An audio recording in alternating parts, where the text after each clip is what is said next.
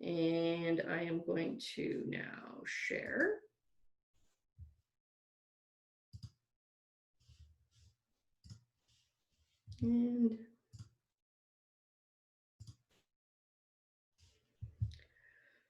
And let me see here.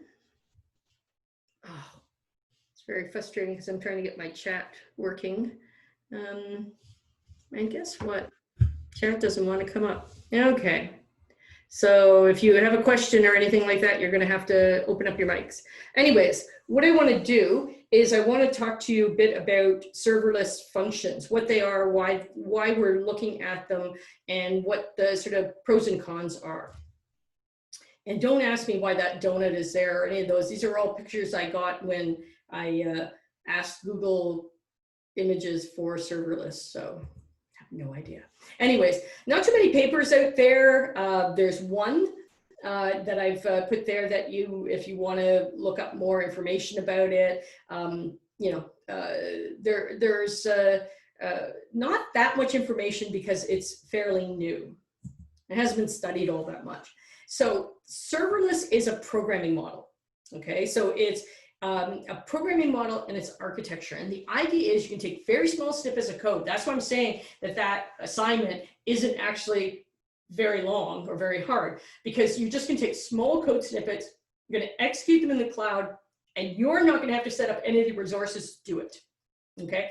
You'll see when you go to those various services to do it, you have to define a trigger event that starts the serverless function. You define the serverless function itself, and they're meant to be tiny.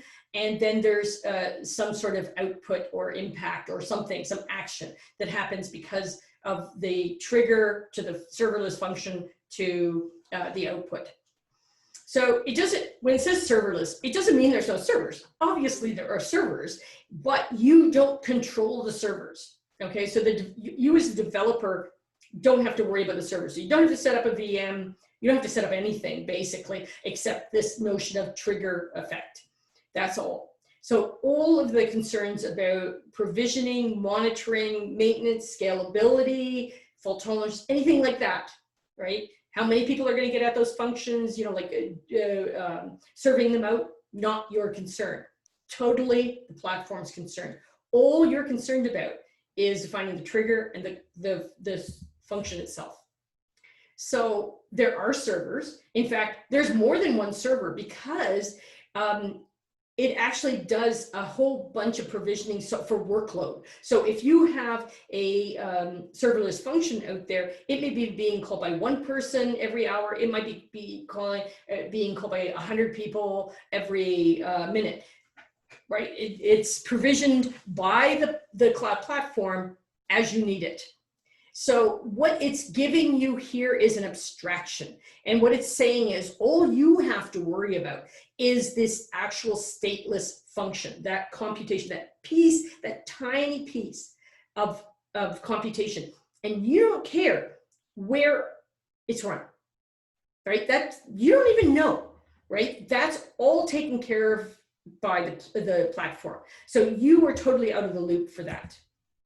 So if we look at cloud, there's, if you see serverless functions, there's also platform as a service. And we're going to be starting to look at some of those in the next few weeks. And with platforms as a service, it's a big, it's big. You've got this big package, right? It's all done. It's this big application, and you're instantiating it in some way. So it's sort of the opposite end. It's this big, large thing that you're using. Once again, though, you do not manage most things. Right? The management of the servers, the management of the software has been taken away from you and abstracted out. But the difference for the serverless model is it's minimalist. It's meant to be very few lines of code, and they're stateless. Okay, so there's people now that are starting to call serverless functions as function as a service. So, like when you want to say, where does it go? Because it's sort of like platform as a service, but it's not really. All right, so they're calling it function as a service. So you'll see this more and more working into the literature and into the platforms. So the idea is they want you to take this minimalist programming model when you're using serverless functions. So you're not going to write, 200 lines of code, right? For the most part, you're going to write a few lines of code. So you want to abstract away almost all the operational concerns. You don't care about it. And so you're going to lower your costs, because what they're going to do is they're going to charge you for the execution time that you actually use instead of a resource allocation. So if you spin up a VM, you're being charged for the VM whether you're doing anything on it or not, because they had to give you a resource, and so you're paying for the resource. With serverless functions, you are only charged when somebody actually uses them, right? So if a lot of people are using them a lot of the time, yes, you're going to get charged for all of that. But if you don't have that much usage, you're not going to get charged. So the idea is you're going to do this rapid deployment of small pieces of code. So it's this idea that you could get that thing out really quickly and people could use it, and you don't have to, like, it's fast because all you have to worry about is the function itself, nothing else around it. So cloud provider, why do cloud providers like this? Well, because they control everything. Okay, they kind of like that because it gives them freedom to control the whole development stack. So they can, in a way, reduce your costs because they control so much, and they can optimize and manage all of the resources that you're using in a way that makes sense to them. Not like you don't have to know about it. And so it's not what you think is good, it's what they think is good. And it's a platform that will, because it's easy to use and because it's quick to get something up and running, they think it's going to encourage people to use their services, even if they don't want something big. Like it's not like you have to be a Dropbox wanting, or Netflix wanting lots of storage, and you don't have to be someone that's doing tons of computing for some sort of, facial recognition, evil software or anything like that. You could be doing something very small and you'll still want to go to their platform. And they're lowering the effort it is to actually get something up on the cloud. That's their whole idea. They want everybody putting something up there because they get money from this. So they want to make it easy entry. It's not easy in the fact that this is an abstraction and you have to figure it out, but it is easy compared to setting up servers and managing servers. So if we look at where this fits in, right, with the serverless one, when you're looking at developer control, if you're looking at full stack services where you're trying to set up VMs or use software or use platforms and everything like that, serverless sort of fits in the middle between these about exactly what you are doing, or like what control you have over this as a developer. You'll see that in this very interesting paper. And this is the system. It's an event-driven system, right? So an event happens. So there's something on the edge. There's an API gateway, some sort of user interface, or a website, some sort of cloud event. And this is what you're going to do because there's going to be something going into a bucket. So that's a cloud event. Something happened on the cloud. Then it goes into this event queue. This is what the platform is providing. It puts this in, it dispatches it. So you don't even know where it's running, and it doesn't always run on the same little worker bee because the system is figuring that out. And each of the workers will have the code to do this. So they figure out exactly where they put it. They figure out where on the edge they put things. They figure out in the center where they put things. So they can optimize for their the way they've set it up. And that's why they like this kind of system, because you don't do very much in it. And so that's really nice for them.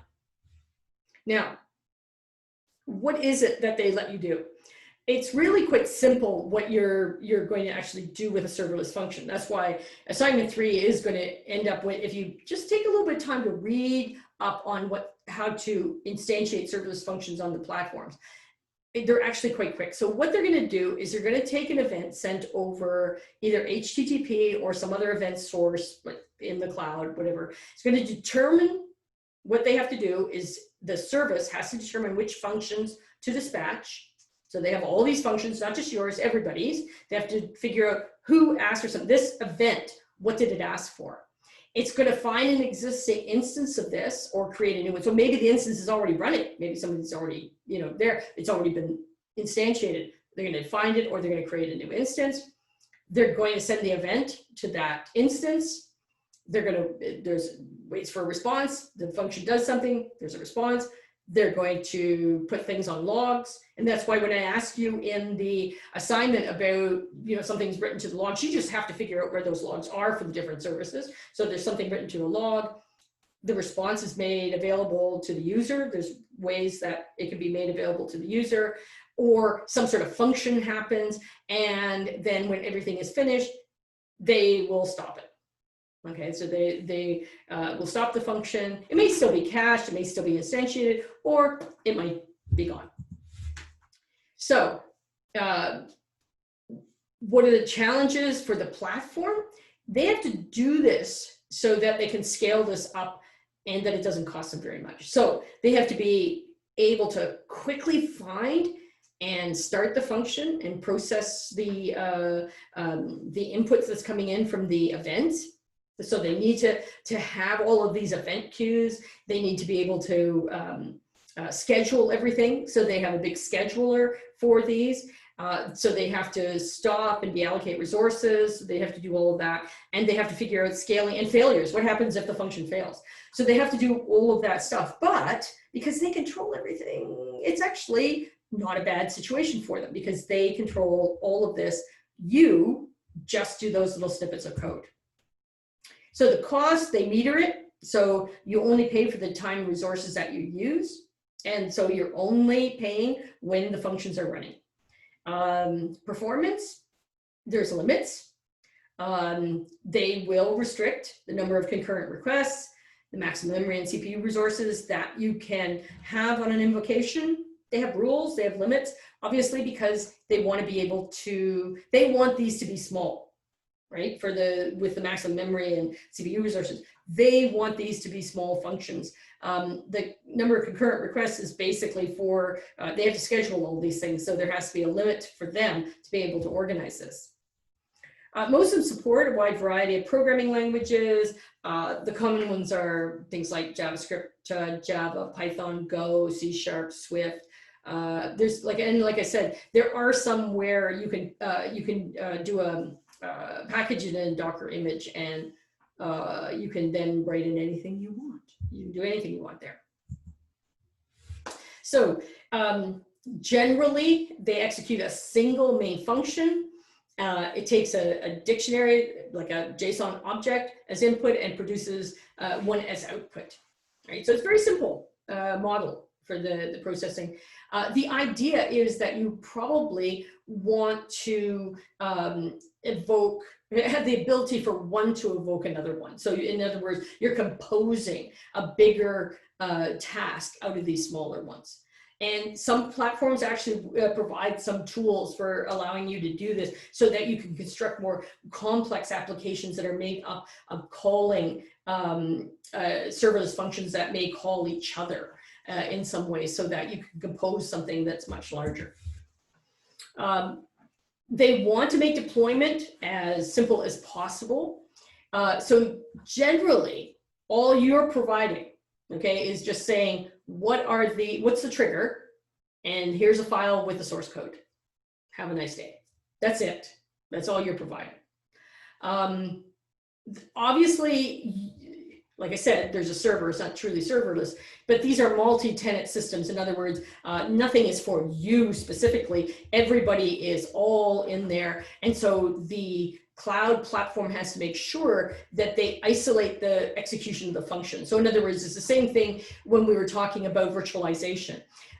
You always want to make sure when you're running multi-tenant systems that the tenants can't talk to each other, so that you can't have one interfering with another one. And you have to do this with serverless. And obviously they want to debug, they want to monitor everything. And that's good. The thing that isn't so good about this is that they don't really provide very much in the way of debugging. So for the most part, you have to either develop this on another system and that will allow you to do some debugging, or you debug by putting print statements in the execution logs. One of the things about this, it's pretty simplistic, and sometimes what people do is they forget to take out the debugging statements. And this is dangerous for a whole bunch of reasons. Now, where did this come from? Where did this come from? Some of you may have heard of microservices, the idea of in computing architecture of microservices. And I've got a link here to a good resource for this.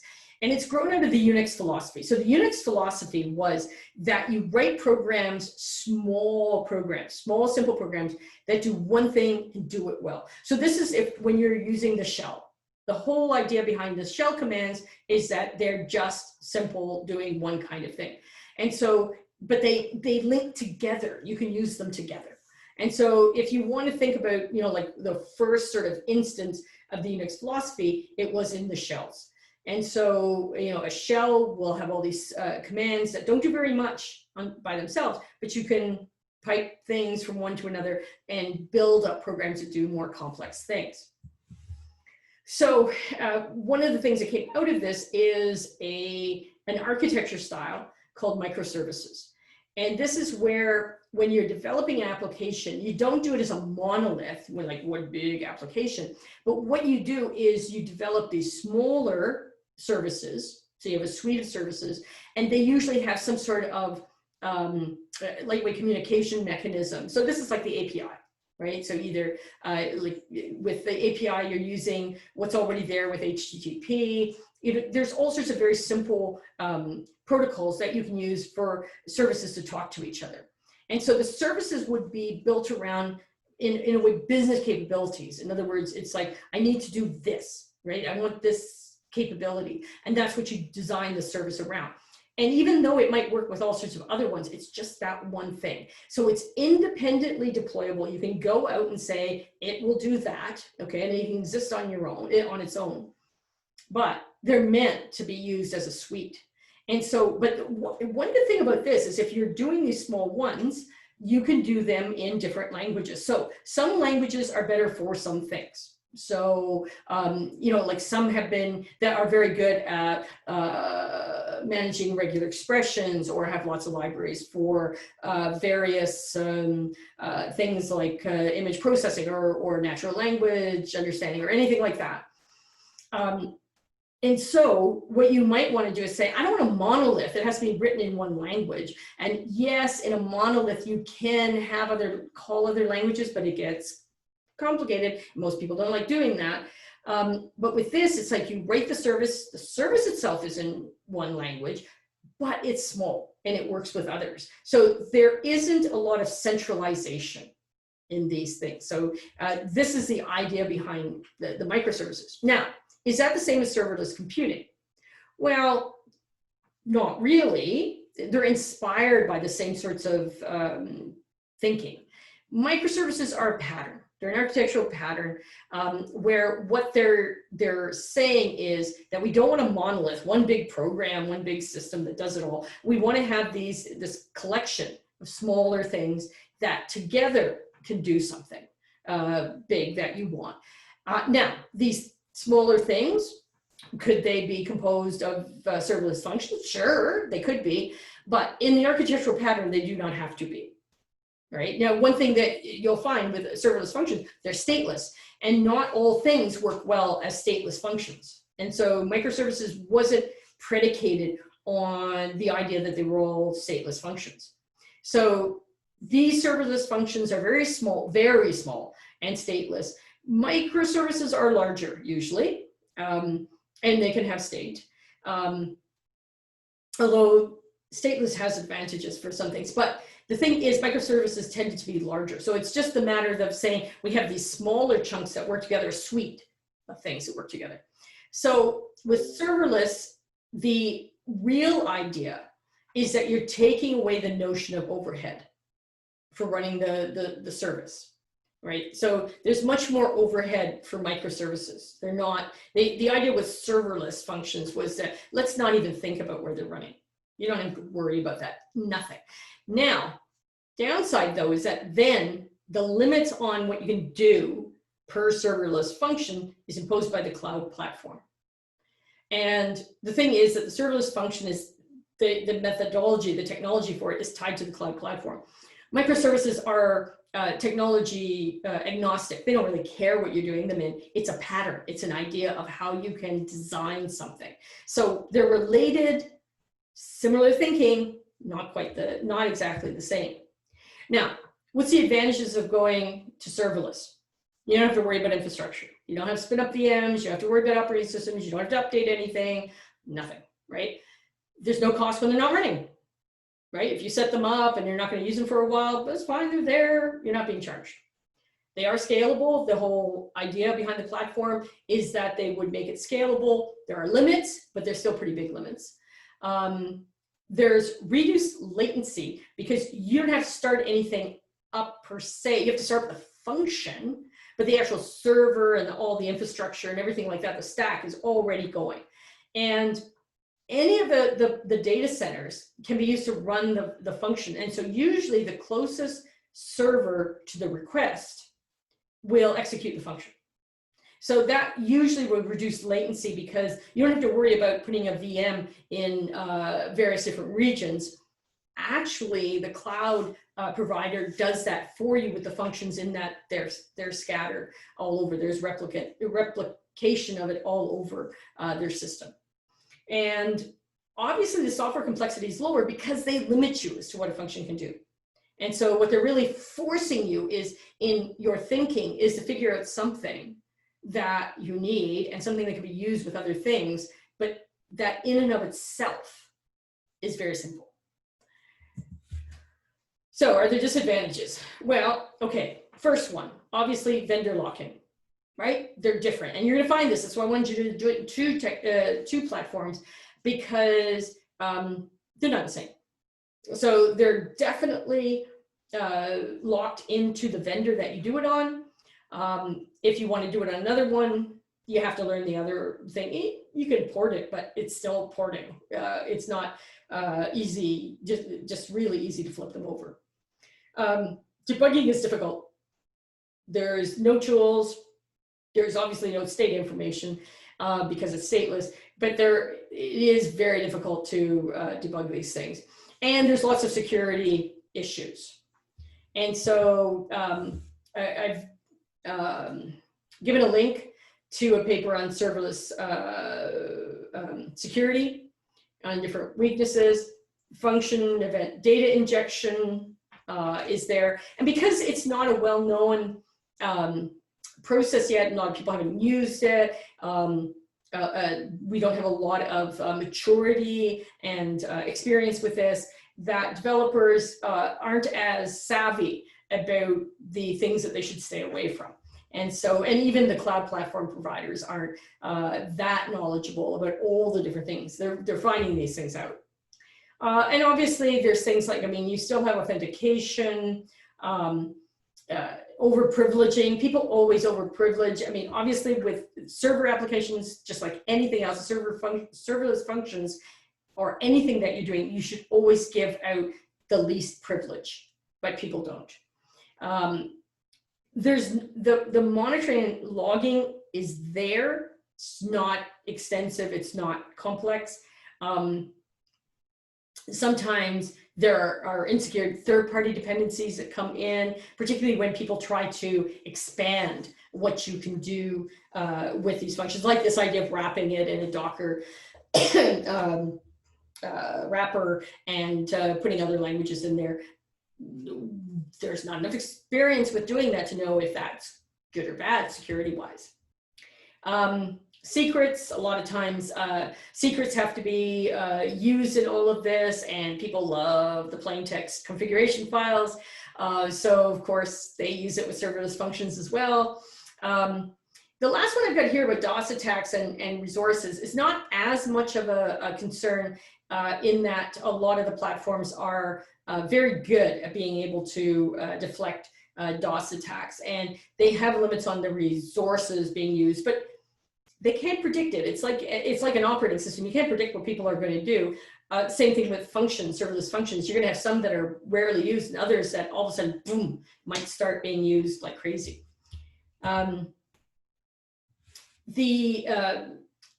you can tamper with the flow, try to bypass access and privileges and all that sort of thing. Just like any other code, serverless functions have this problem too. And the fact that it doesn't have a lot of debugging means that people generally put in lots of logging and error messages and everything like that they do when they're trying to debug the code or try to develop it, and then they leave it in there. And sometimes it's not bad, but sometimes it's bad because they're actually putting things in to say, yes, I did this now, and I use this, and like, so all sorts of stuff comes out that should never be exposed. And people find it on platforms. And sometimes they put it into unsecured buckets and, everything like that. So yeah, you have all sorts of problems with that. Now, just to end off, I'm at the top 3 platforms I'm asking you to look at for the assignment. 2 of the 3, pick the 2. So there's Lambda functions and functions. IBM has one called OpenWhisk. And for people who sort of roll their own cloud platforms, there's something called Open Lambda, which is really what started a lot of things off. And this is a way to do serverless functions as well in the non-big cloud platform world. So it's out there. It's something new. It's something interesting. I wanted to give you an experience in looking at that because I thought that it would be interesting so that you can see the variety of, you have choices. You can go for big monolithic systems where you're just really using the cloud world as a server. No different than if you had the server sitting on your desk. But this is different because this is saying you're actually providing a little service. And, have to think about it. When you start doing this, right? I had that silly little thing that just to copy it over. But, in a way, you're backing something up right away that the person didn't have to do. If they were images, maybe you could be making thumbnails of them as soon as they put them in, or putting them in at different resolutions, and the person wouldn't even have to do that. It would just be, oh, I put that in, and oh, look at, now there's 5 different versions of the image that I just put into the bucket. There's all sorts of little things like that that you could do that are nice little features. That you might not want the person to have to really do that much. And in fact, the person wouldn't have to do that much because they just put something in a bucket and then all of a sudden, things happen. So it's kind of an interesting little tool to have in your toolkit. Something that you can think about, and also something that you can think about using the cloud for that's not going to break the bank. You only pay for it when you use it. So yeah, something to consider when you're looking at how to use the cloud. So, okay, I think what I'll do is I'll just stop the recording now for this.